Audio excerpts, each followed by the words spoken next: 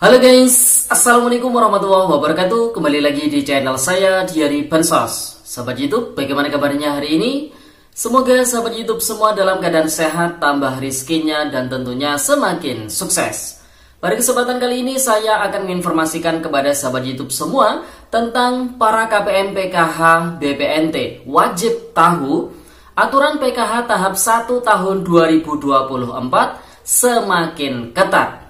Aturan balita, lansia, disabilitas, dan anak sekolah apakah berubah lagi?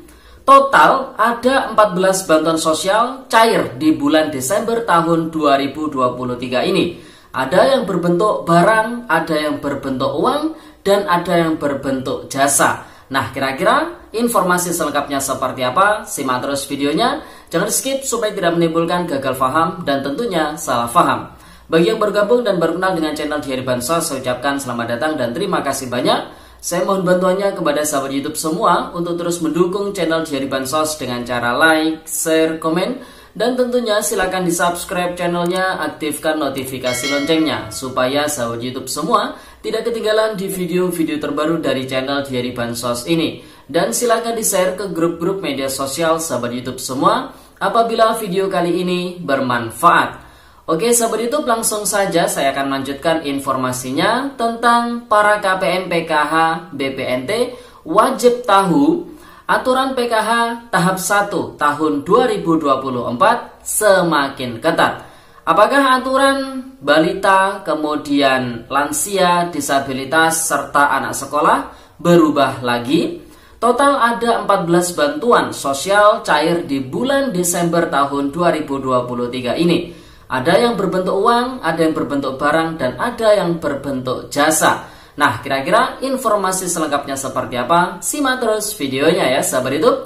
Nah, sahabat YouTube, pada video kali ini ada dua informasi utama yang akan saya sampaikan kepada sahabat YouTube semua. Langsung saja informasi pertama, ini terkait dengan para KPM PKH BPNT wajib tahu dengan adanya aturan baru terkait pencairan bantuan sosial program Keluarga Harapan, utamanya nanti di tahap 1 tahun 2024.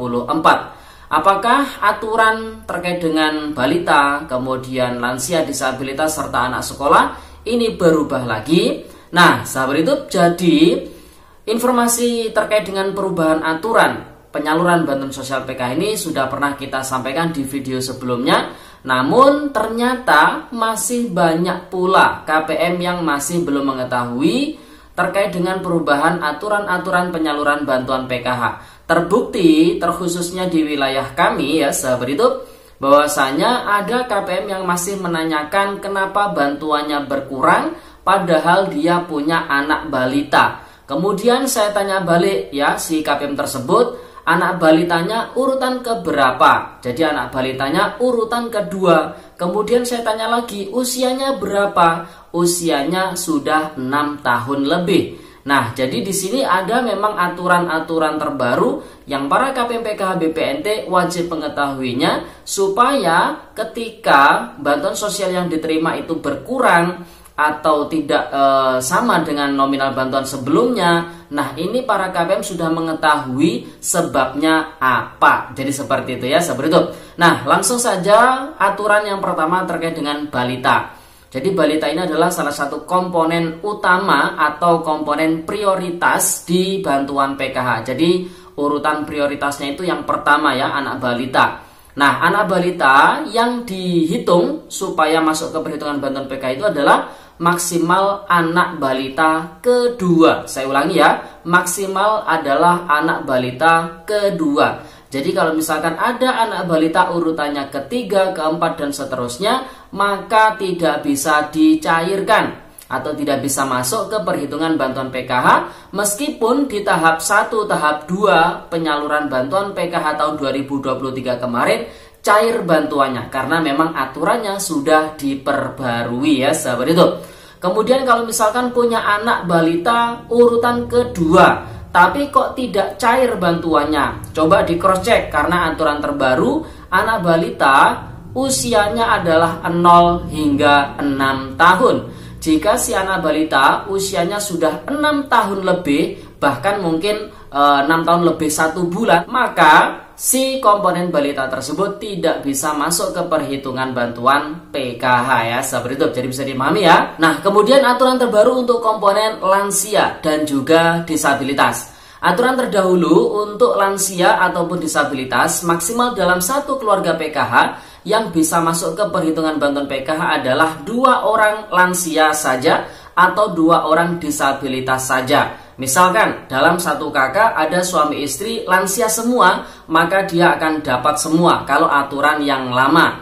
Nah, kalau aturan yang terbaru, apabila dalam satu kakak ada 3 hingga 4 orang lansia, jadi dalam satu kakak 4 orang isinya lansia semua, maka keempat-empatnya bisa dapat bantuan PKH. Karena maksimal aturan yang terbaru kali ini untuk lansia dan juga disabilitas yang bisa masuk ke perhitungan bantuan PKH adalah 4 orang lansia atau 4 orang disabilitas ya, seperti itu. Hal itu terjadi ketika di dalam keluarga tersebut tidak ada komponen yang lainnya ya.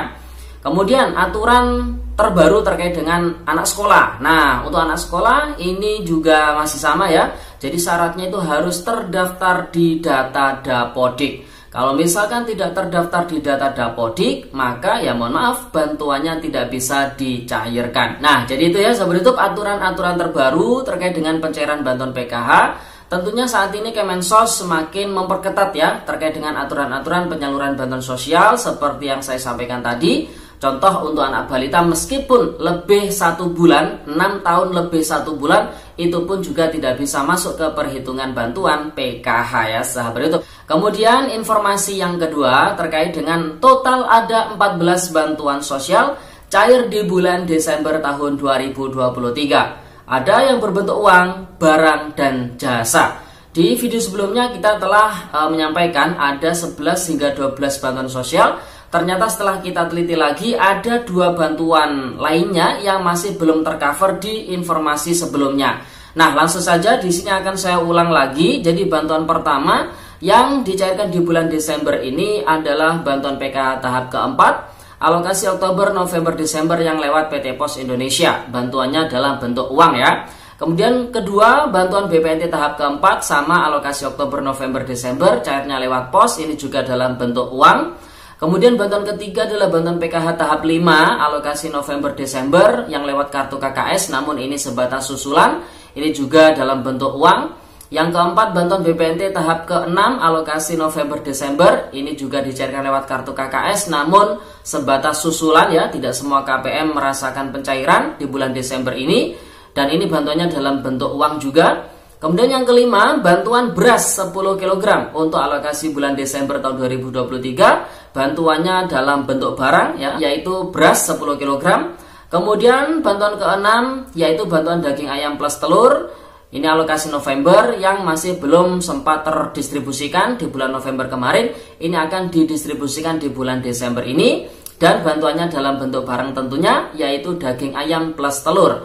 Kemudian yang ketujuh adalah BLT El Nino dalam bentuk uang sebesar Rp400.000 alokasi November Desember, dan ini dicairkan maksimal hingga akhir bulan Desember, kemungkinan besarnya lewat PT Pos Indonesia. Namun nanti keputusan dari Kementerian Sosial Republik Indonesia seperti apa, kita tunggu informasi resminya ya, sahabat itu.